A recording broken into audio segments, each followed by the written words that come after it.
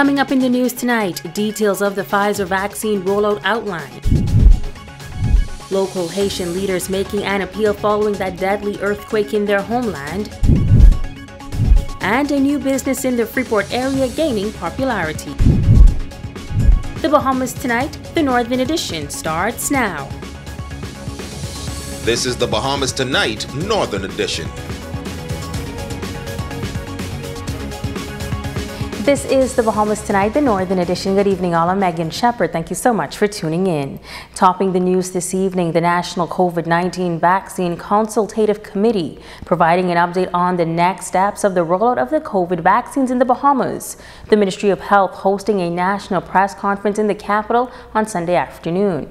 Chair of the committee, Dr. Merceline Dal-Regis, outlining the rollout of the Pfizer vaccine in the country while giving some sobering statistics. Jamila Mizik reports. Over the coming months, the Bahamas is expected to receive a total of 397,000 doses of the Pfizer vaccine. During a national press conference on Sunday, Chair of the National COVID-19 Vaccine Consultative Committee, Dr. Merceline Dal-Regis, noted that as the government prepares to roll out the Pfizer vaccine in New Providence and Grand Bahama, residents will soon have a third choice of the COVID-19 vaccine. I'm pleased to report that the Bahamas has been notified that in this coming week it will receive 34,400 doses of the single-dose Johnson & Johnson vaccine. With our current supplies and the vaccines that are in the pipeline, we now have an opportunity to significantly accelerate our vaccination program. Dr. Dal-Regis says they have secured the infrastructure to accommodate the safe and secure transportation of the Pfizer vaccine to the islands. To accommodate the planned rollout of the Pfizer vaccine, more vaccination centers will be added on New Providence, we hope in Grand Bahama as well, and the Family Islands in the coming days and weeks. However, we note that there will be additional requirements for technical, physical, and human resources to ensure the delivery of this vaccine. The recommended interval between doses of the Pfizer vaccine is 21 to 28 days, quite distinct from that of AstraZeneca. This will allow us to fully vaccinate more people at a quicker rate.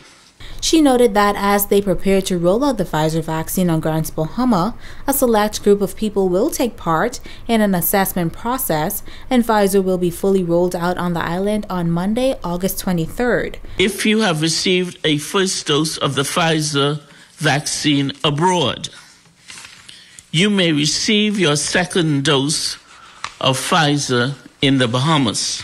However, you will be required to present proof of vaccination of the first dose and present both vaccination cards to prove full vaccination status.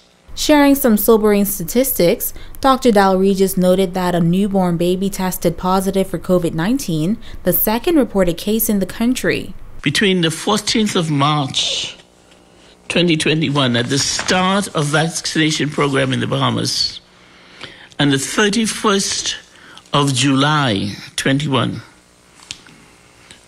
411 patients were hospitalized with COVID-19.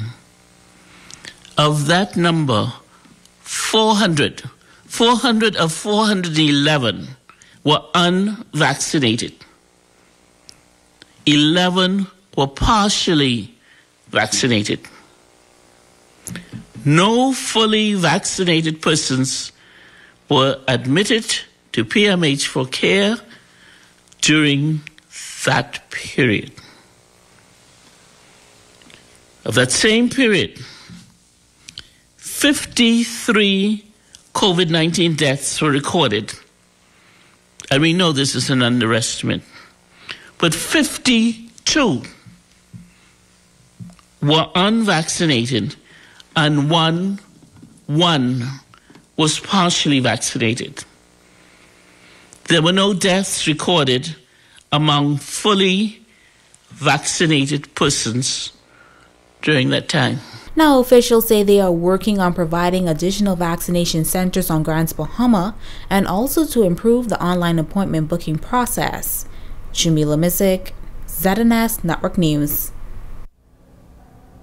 Now, concerns are mounting over whether or not persons who take the COVID-19 vaccines are covered by their insurance policies. During Sunday's national press conference, Dr. Merceline Dalregis clarified what qualifies an approved vaccine, noting that there is a set criteria for approval of vaccines. We, as a group, collectively, the Bahamas, the Ministry of Health, together with the Pharmacy Council and its group, and the CAFA, the Caribbean Association, Caribbean Public Health Agency, we all agreed that the vaccine must come from the manufacturer, not from a middleman. The vaccine must be approved either by a national stringent regulatory authority, in addition to receiving the equivalent of an EUA or an EUL, Emergency Use Authorization by the FDA, that's given in the US, or Emergency Use Listing by the World Health Organization that partners with the EUA. She added that the vaccines must also not be expired. Must have a date, an expiration date, a shelf life of at least 3 months from the manufacturer to the expiration date. That it must meet all the transportation requirements of that vaccine. They have vaccine monitors inside the shipping establishments that tells you if the vaccine has met all of the cold chain requirements at each and every stop. Now, Dr. Dalregis noted that they have not used any vaccines in the country that have not met those requirements. And the latest COVID-19 dashboard reporting 131 new cases in the country, 113 in New Providence, 9 in Abaco, 7 in Grand Bahama, and 1 each in Eleuthera and Exuma. Hospitalizations are at 142. 31 of those cases are in Grand Bahama, including 3 in ICU. The death toll stands at 313, with 42 deaths under investigation. There are 2,966 active cases and 13,264 cases have recovered. Switching gears now, the Haitian government declaring a state of emergency after a 7.2 magnitude earthquake struck that country on Saturday morning, leaving hundreds of people dead and 1,000 injured. Tonight, we talk with local Haitian leaders about this tragedy. The nation of Haiti suffering another devastating blow after a 7.2 magnitude earthquake struck the island nation. As of early Monday morning, reports are that some 5,700 people are injured and 1,297 are said to be dead. Pastor of the New Jerusalem Church of the Nazarene here in Grand Bahama, Pastor Raymond Charlotte, calling the news sad and unbelievable. The question is why? But no one could question God, because it's called as a disaster, natural disaster. Many lives lost, and many houses, church building completely destroyed, and now plenty of people still living. They don't have no place to stay. It's hard. It's hard, but none we could do much. It's just pray about it and also believe on God. Haitian community leader Whistler Jackson appealing to the public for assistance for those that are suffering back in Haiti. He notes that while many may be calling for prayers for Haiti, he says the prayers must target the hearts of the people. We don't have to pray for Haiti. Haiti's a country. Haiti doesn't need any prayer. The people need prayer. We need to pray for the people, because the Bible said, if my people are not changing the way they live in their hearts, then I will deal with them. And we need to pray more for the Haitian community, the leaders, the pastors. We need to pray for each and every one of them, because we have to be united. And if we're not together, those things, they will come our way. But the only thing that I can say about all this, it's really hurtful and it's really painful to see that there are a lot of innocent people that I can say that right now at this point that is homeless. And right now we know that Haiti doesn't have a president, but we know that if God is still alive, God is still above, we have someone who's more important than the president.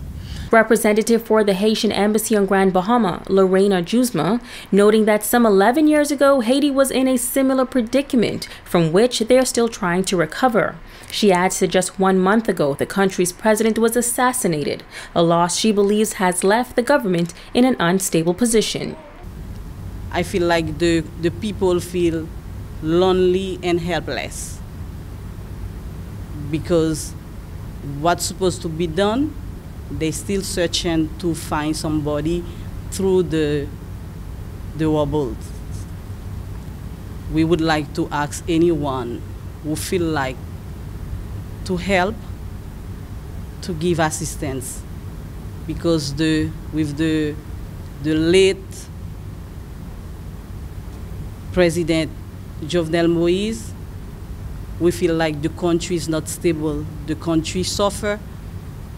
The country needs help, assistance, because we don't even finish to recover whatever happened for the previous one. A leading physician advising residents to stop eating barracuda. Tonight, local fishermen are weighing in on this appeal and how it's affecting their bottom line. To eat or not to eat? That is what many residents often ask themselves before indulging in what has been described as some of the best fish meat. A Bahamian physician advising residents recently to steer clear of barracuda, as the fish poisoning can have serious consequences. However, local fishermen say that Bahamians have been indulging in the sweet fish for years, and they believe that Bahamians will continue to take the risk. Yes, barracudas be poisoned sometime. We have a variety of fish which be poisoned sometimes, but if a customer come to us and we selling them a barracuda or a hog fish, a mutton snapper or amberjack or something like that, we let them know, well, okay, these fishes be poisoned sometimes, you know, but if you still want to go ahead and try it, it's up to you, you know. So that's how we do it. But barracuda don't last sale. Barracuda, they sell out. We don't even keep barracuda. As soon as we come, they go. It's a norm. Those that are aware, they're quite aware that there's a potential problem with eating barracuda, and so most of them they would, it's on their discretion. They are well aware that it's barracuda. I would be wrong to say that, you know, I discourage anybody and say barracuda is not a good fish. I enjoy it at time to time. I am also aware, and every time, you know what I mean, you take a potential chance when you take it or you consume it. I mean, that they may be sick of there. The local fishermen and restaurant owners say it is key to always make customers aware of the risk when purchasing and consuming the fish. Well, a lot of people with barracuda, they steaks it up and they like to fry that down, you know, and eat that with fritters and stuff when they go and stuff and things like that. So barracuda is a good eating fish, you know. Very rare you will find barracuda being poisoned and stuff, and a lot of time it's where you fishing, you know. But as far as consumption-wise and stuff, I do believe it's a very good fish. I tell you one thing I learned over the years with foreign fishermen, these U.S. fishermen who may consume barracuda, they taught me to fillet it. And filleting fish really is a serious thing, because if you have a cross-seck of fish and you look at it, most of the bloodline runs in the backbone. It's not actually in the meat. That's just about any fish. And I assume, you know, poison runs in the blood. So I assume when you fillet it, it minimizes the chance and risk of fish poisoning. So here out to sea, we do offer barracuda bites, which is filleted barracuda. And again, we still offer, we pronounce on our menu A-Y-O-R, eat at your own risk. Fountain adding that barracuda is not the only fish that can cause fish poisoning. I've had snappers at one point out that give you itching sensation and not feeling good, and all associated with a secondary poison. Same ones as these barracudas that usually they're the big reef predator. So because when they eat anything on the reef right there, and those things they consume it, they tend to consume it. Yeah. Other than that, listen to me, it's me in the Bahamas. I mean, we eat so many things. You have conch poisoning. Conch is a main staple. Certain conch in certain areas, you know what I mean? Even grouper. You know what I mean? You have certain fish here, and it's just the way it is. Stay with us, there's more news right after this break.